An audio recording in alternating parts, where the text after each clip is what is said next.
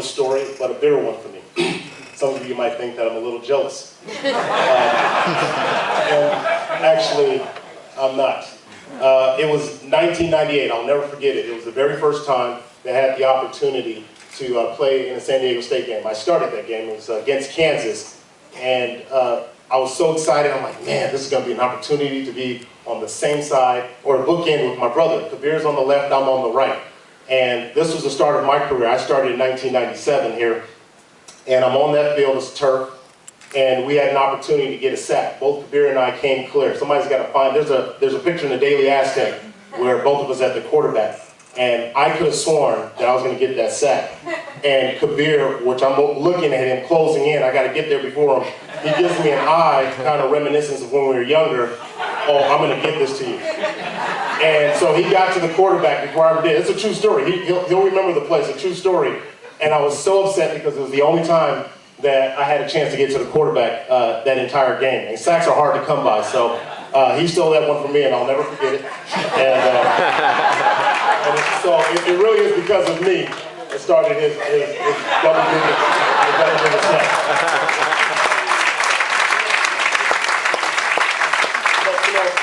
Some of you guys know Kabir and his affinity for Jesus Christ, and there's a great parallel in the Bible. There's a biblical story of Noah's Ark, and I put those two together because when you listen to the story and you read the story of Noah's Ark, you know that it took Noah 120 years to build this ark, and this is a massive ark. And a lot of people told him that, you know, you heard the word of God saying there's going to be a flood, you must be crazy. And so he diligently worked on this ark and just kept going at it. People thought he was, you know, a little hoo-hoo.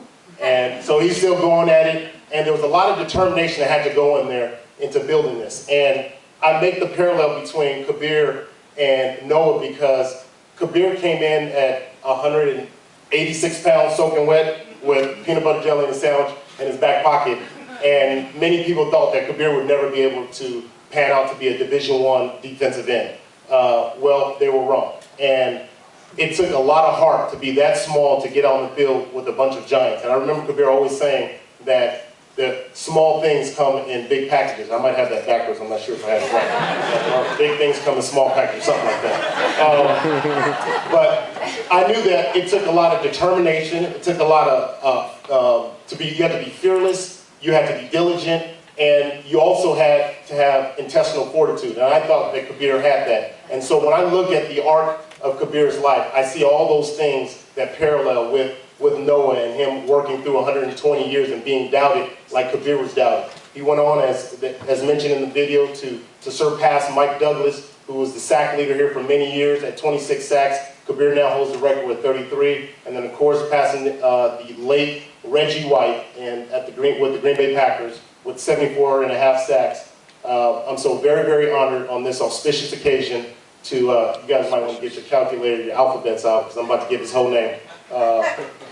So very, very proud to introduce my brother into the Hall of Fame, Mohammed Kabir Olarewaju Kende Gbajabiamila.